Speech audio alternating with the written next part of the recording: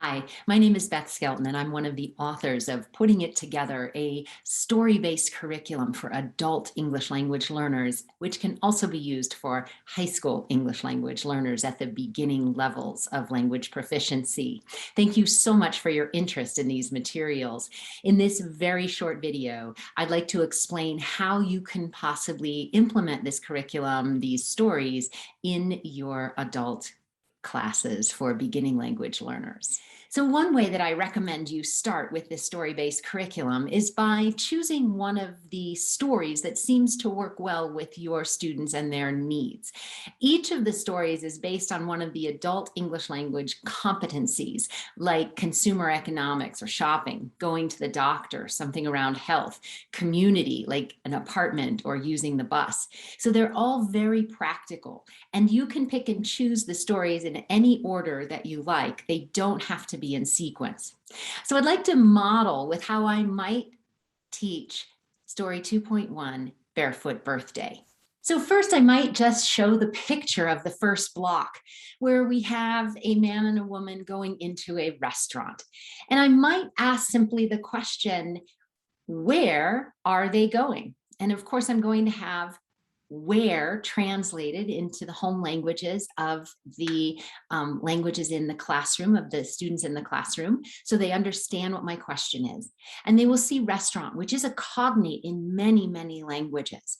So once they say restaurant, I might say, which restaurant? And they might tell me the name of a restaurant in the community. And if they don't, I'm going to give a choice.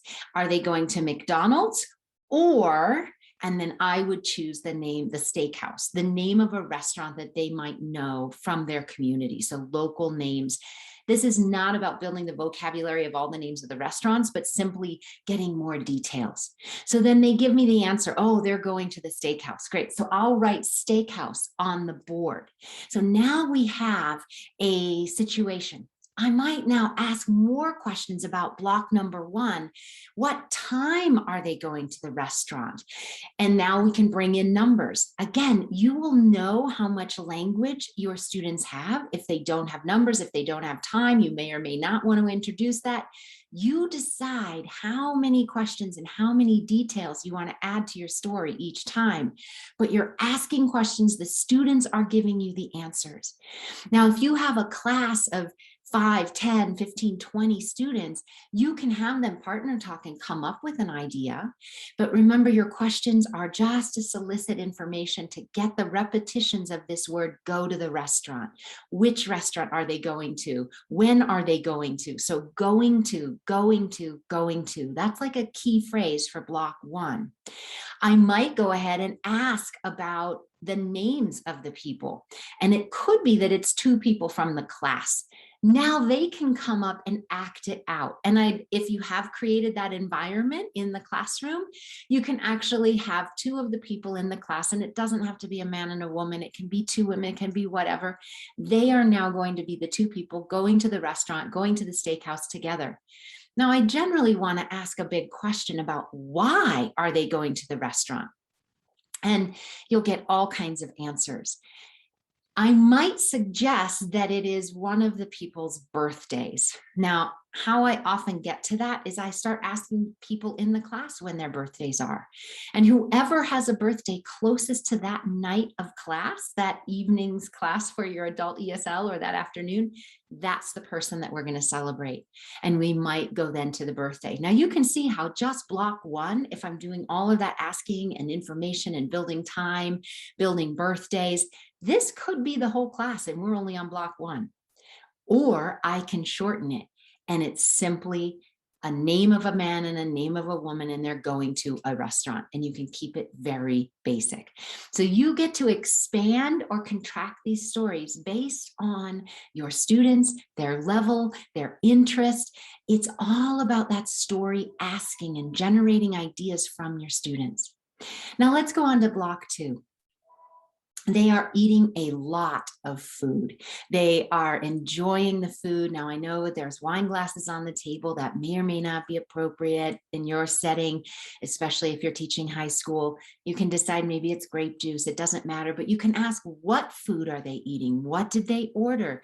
What is she eating? What is he eating? How much are they eating?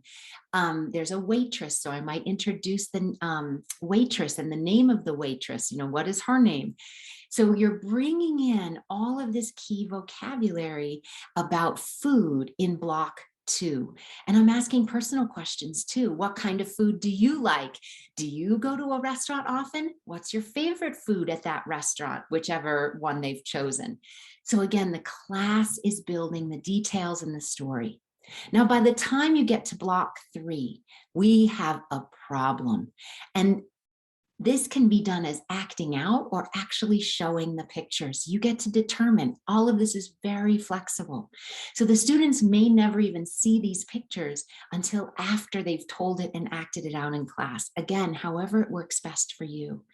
But by the time we get to picture 3, you have a problem. Of course, there's not enough money. There's not enough money to pay for the dinner.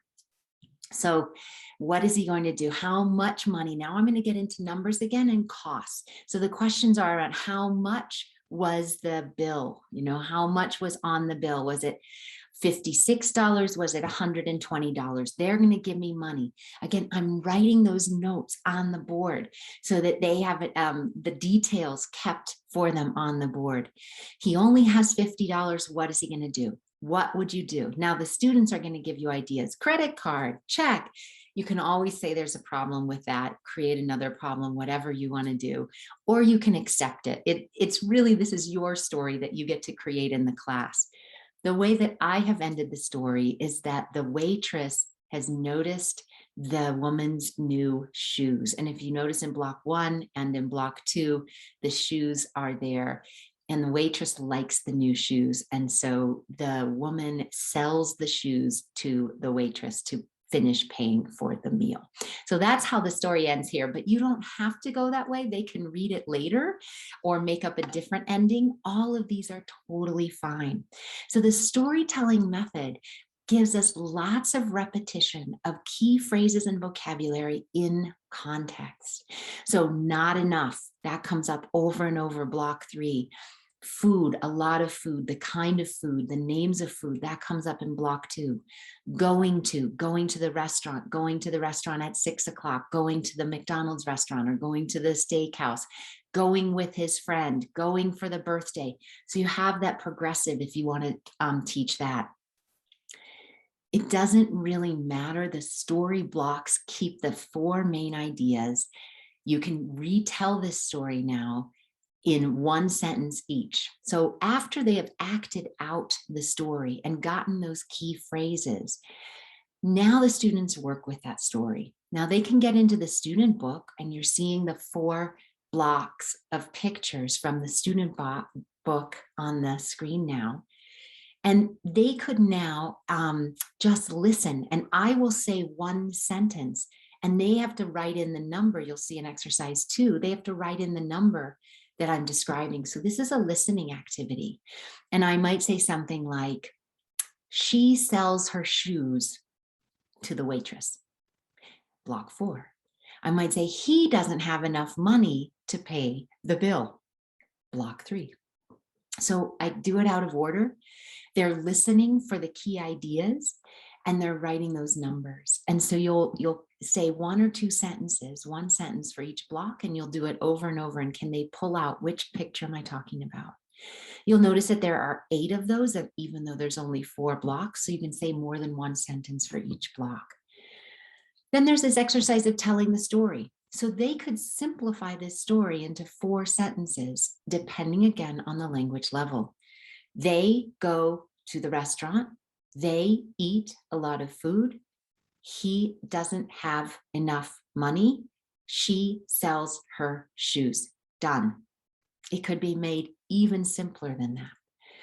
Or they can retell with more detail. So if you have different levels in your class, one student might retell with, Bill and Janet are going to the restaurant at 7 o'clock on Monday night to celebrate Janet's 45th birthday, right? So they've really expanded it, but they might stay at that simple level. You could also tell these same stories in past tense if you're working on that. And you might be talking about what you did on the weekend. I went to the restaurant, I ate a lot of food, I didn't have enough money, I sold my shoes.